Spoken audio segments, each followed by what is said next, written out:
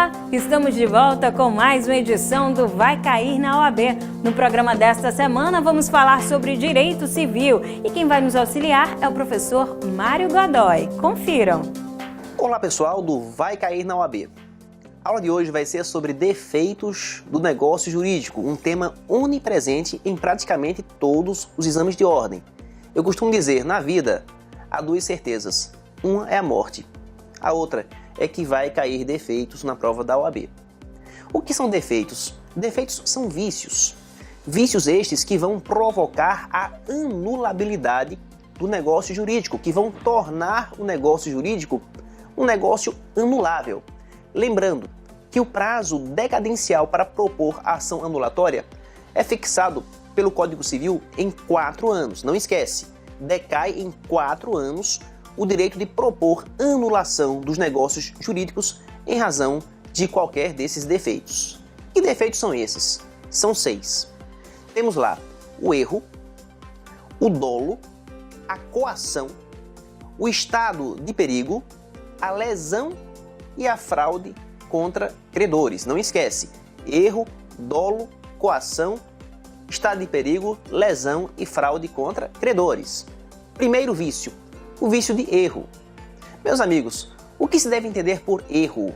Erro representa a falsa percepção da realidade.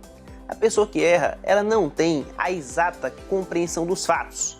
Ela acha uma coisa e é outra. Por exemplo, o sujeito compra um anel achando que é de ouro e, na verdade, o anel é apenas folheado. O que é que ele faz? Ele propõe a ação anulatória, alegando o vício do erro. E o prazo que ele tem? 4 anos, prazo decadencial, contados da realização do negócio jurídico, ok? O segundo vício, o vício de dolo. Meus amigos, dolo representa o induzimento da vítima ao engano. Aquele que age com dolo, ele utiliza de sua trapaça, do seu ardil, de modo a induzir a vítima a se enganar. É o exemplo clássico do sujeito que vende um relógio falsificado, afirmando tratar-se de um original. Então, se o relógio é vendido como original, quando na verdade se trata de uma réplica, temos aqui o vício do dolo. Lembrete importante: a grande diferença entre o vício de erro e o vício do dolo é que no erro a vítima se engana espontaneamente. Ela se engana por uma má apreciação dos fatos, ao passo que no vício de dolo a vítima é induzida a se enganar. Houve todo o induzimento para que ela pudesse incorrer naquele engano. Na sequência, o terceiro vício é o vício de coação. Coação que pode ser traduzida simplesmente como grave ameaça. Sofre coação aquele que, vitimado por uma grave ameaça, vem afirmar um negócio jurídico. É o exemplo do sujeito que contrata com arma de fogo apontada para a cabeça. Isso é coação. Lembrando que a ameaça, às vezes, pode assumir uma dimensão patrimonial. A título de exemplo, no exame da OAB já constou uma questão que dizia que um gerente de um banco ameaçou cortar a pensão de uma pobre viúva caso ela não assinasse um contrato com a instituição financeira. Se ela não assinasse o contrato, ela perderia a sua pensão. E como se tratava, no exemplo, de uma ameaça praticada pelo gerente contra a viúva, aquele negócio, de acordo com o gabarito, poderia ser anulado sob o fundamento do vício de coação. Sequenciando os defeitos.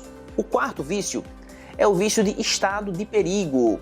Lembrando que estado de perigo acontece quando uma pessoa, premida da necessidade de salvamento, assume obrigação excessivamente onerosa. É essencial que a pessoa haja premida da necessidade de salvamento. Ela precisa urgentemente se salvar. E a pretexto de obter salvamento ou socorro, ela é levada a assumir uma obrigação excessivamente onerosa, uma obrigação exorbitante. A título de exemplo, o paciente que ao chegar ao hospital é instado pela triagem a assinar um cheque calção. Das duas, uma: ou ele assina um cheque calção ou ele não será atendido. Se esse paciente estava em estado grave, se ele sofreu um aneurisma, um infarto, um acidente que demandava um tratamento urgencial, nesse caso específico, exigir dele a assinatura de um cheque calção significa impor obrigação excessivamente onerosa, o que também daria margem à anulação pelo vício do estado de perigo. Lembrando que questões de OAB que tratam de hospital e de médico, elas tendem a ser questões sobre estado de perigo. Então, se na sua prova pintar algo versando sobre esses temas, hospital, médico, não esquece. Resposta, estado de perigo. Dando sequência ao assunto. O quinto vício é o vício da lesão. Lesão que tem a ver com desequilíbrio contratual. Relação lesiva é a relação desequilibrada, em que o contratante, agindo por premente necessidade ou inexperiência, assume obrigação excessivamente onerosa. Observem que os fundamentos da desproporcionalidade são dois: a premente necessidade ou a inexperiência de quem contrata. A título de exemplo, premente necessidade. Ocorre uma greve de caminhoneiros e o acesso ao combustível fica mais precário. O que é que os postos de gasolina fazem? Começam a encarecer o valor. Cobram 2, 3, 5 vezes mais caro do que vale aquele produto, explorando a premente necessidade de uma população que necessita de combustível. Nesse caso, as transações podem vir a ser anuladas sob o fundamento da lesão. E o segundo argumento, que também daria margem à anulação pelo vício de lesão, é a inexperiência do contratante. O contratante que não tem experiência em um ramo negocial e que vem a contratar em valores desproporcionais. É o exemplo clássico do sujeito que, tendo vivido toda a sua vida na roça, como matuto, resolve vir à capital e alugar um apartamento para morar com sua família. E paga pelo apartamento 5 vezes mais caro do que o valor que seria razoável cobrar. Por que isso? Porque ele foi explorado por sua inexperiência. O pessoal percebeu que ele não tinha conhecimento da realidade imobiliária local e meteu a faca no pobre coitado, fazendo com que ele assumisse obrigação desproporcional. Então, lesão tem a ver com premente necessidade ou com inexperiência, conduzindo a um negócio com valores desproporcionais.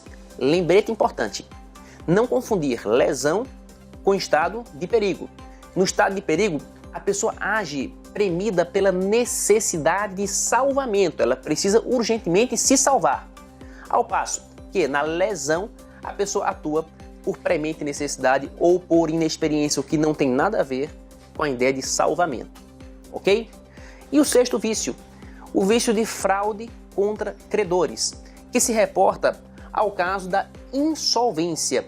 Lembrando que insolvência representa a insuficiência patrimonial de alguém. Devedor insolvente é aquele que não tem patrimônio suficiente para pagar suas dívidas. E muitas vezes, o sujeito em situação de insolvência, querendo salvaguardar o pouco que restou, começa a fazer repasses.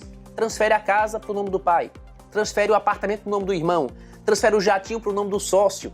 Ele repassa bens para terceiros para prejudicar os seus credores. Ao fazer isso, ele atua em fraude contra credores, dando margem à anulação do ato via ação pauliana.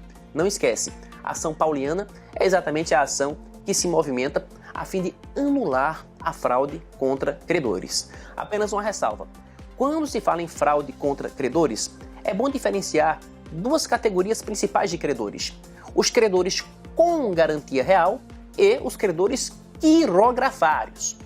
A diferença é simples. Credores com garantia real são aqueles credores que têm seus créditos garantidos por penhor ou hipoteca. Penhor, se a coisa dada em garantia for móvel.